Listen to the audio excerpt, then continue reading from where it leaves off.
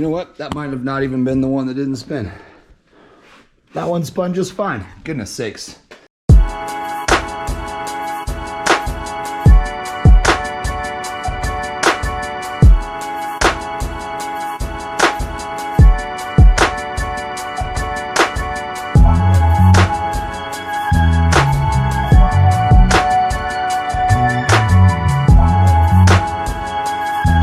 What's up, guys? Welcome back to another episode of Donnie Does It.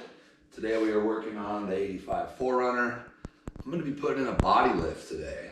I know that's a little bit of a controversial spot for most people. Some people say they're unsafe. Some people don't really care.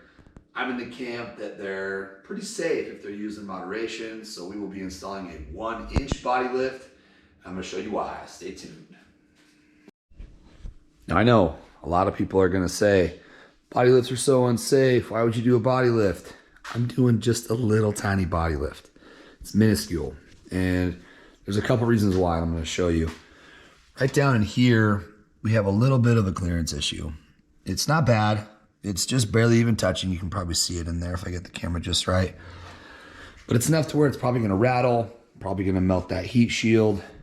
It's not going to hurt anything for me to bring the body up an inch away from that. Just going to go straight up. Also, we're going to be running a dual case system, dual transfer cases. That means that behind this transmission, there's going to be 2 more transfer cases.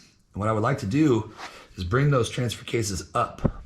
And to do that, I'm going to put the cross member on top of the frame here and have more of a flat belly to it. To do that, I'd like to have another inch here for me to be able to weld the brackets on to hold that cross member up. So it's gonna work, it's gonna be easy, it's gonna be fine, it's gonna be plenty safe. I've got grade 8 bolts, which are gonna be an upgrade from the bolts that are in it. Not worried, neither should you. Now, if you go online, you will find a ton of options for body lifts. I made this one. Actually, William helped me make this one. We took some ABS plastic. Actually, I believe this was UHMW, ultra high density plastic. Took a hole saw to it, made some 2-inch pucks out of it, and then drilled a hole down the center. Got some grade 8 bolts, washers, nuts. This thing is gonna be really, really stout, really, really safe. Probably better than what you could buy online, and it was way cheaper. So let's go ahead and get into this. Body mounts on these Toyotas are fairly straightforward. There's 5 on each side. 1 right up here on the core support.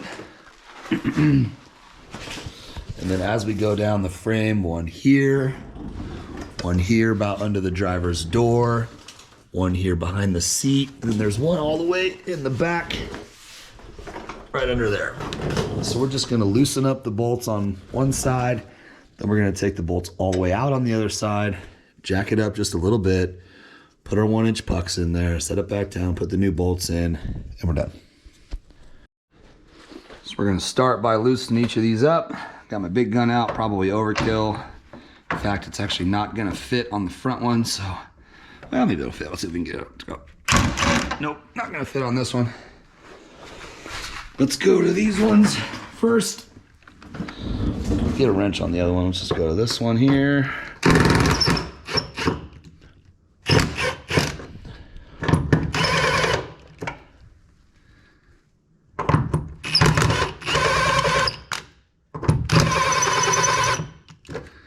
Interesting is the bolt up top is actually supposed to have some pins in it to keep it from spinning. I think the one on that one actually is spinning right now, so let's try this one.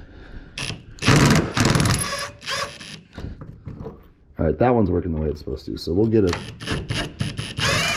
a wrench on the other one up on that front side here and just get these out. So for the 2 that didn't want to spin, this is one of them here. Pop this cap. It's interesting that that was still, you know what? That might have not even been the one that didn't spin. That one spun just fine. Goodness sakes. One that didn't spin was up here. Okay. So for this one here, just pop off your rocker plastic, take off the corner piece here, get under there. There'll be another plastic cup. Go go ahead and pop that off. This is a 14 millimeter wrench there, same as the bottom. Actually, the front one required me to put a 14 on it as well. So let's go ahead and get this popped off. All right, we've got all of our bolts loose. Now we're going to take the bolts out of one side and leave them in the other. It's very important that you do this. Otherwise, when you start to lift up this side of the body, the whole thing's going to want to shift, because these are the only 10 bolts that hold this body onto the truck. Now, obviously it would stop, because it hit the motor and different things like that, but you don't want this whole thing to shift. So we're just going to take the bolts out of one side, leave them loose on the other side, do each side at a time, and lift this thing up. All right, we've got all 5 of our bolts out. Now we're going to jack up this side. Again, bolts are still in that side, so it's just going to lean a little bit, just 1 inch, so we can get our pucks in, get our bolts dropped. Now I realize not everybody is going to have one of these. This is an old bumper jack that was used at service stations a long time ago. It's called a Walker 88, and I restored this a few years back. Bought it off a guy. It was rusty and dirty. Anyway, basically works as a screw jack. You can use a bottle jack, anything that you can do to get underneath the body and support the weight evenly. You can take a couple of 4x4s or 2x4s or whatever and spread your load.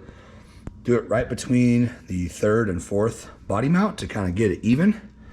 We're just going to crank this thing up just enough to get 1 inch pucks in here.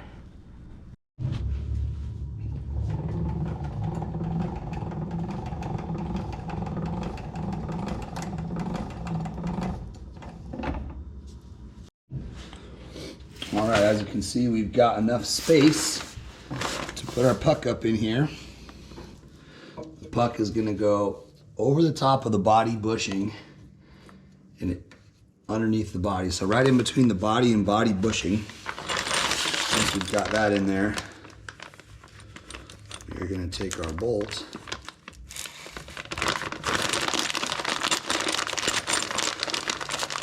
with a washer on it and run it through the top.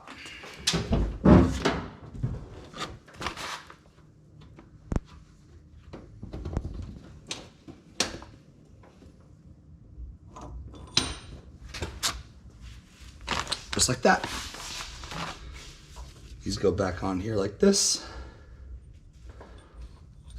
Back up into this spot here.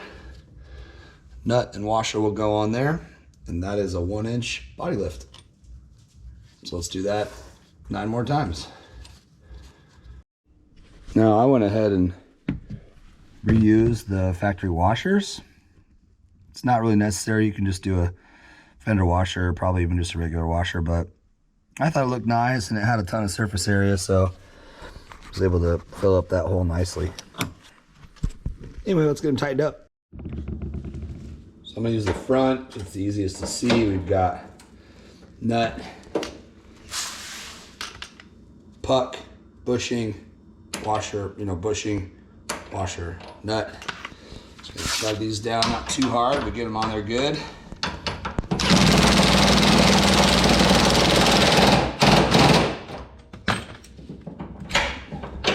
Voila.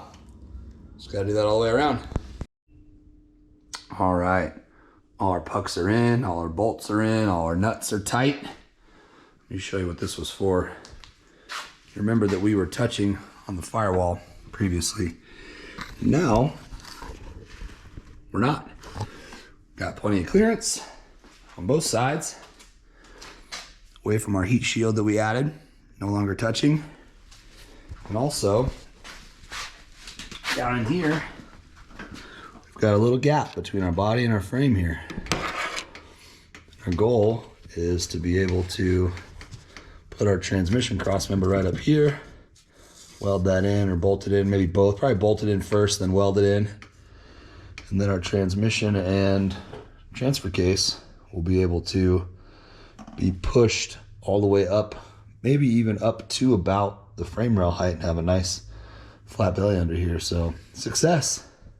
All right, guys, if you've made it this far, I want to say thank you for following along to see how we put our body lift on our 85 4Runner.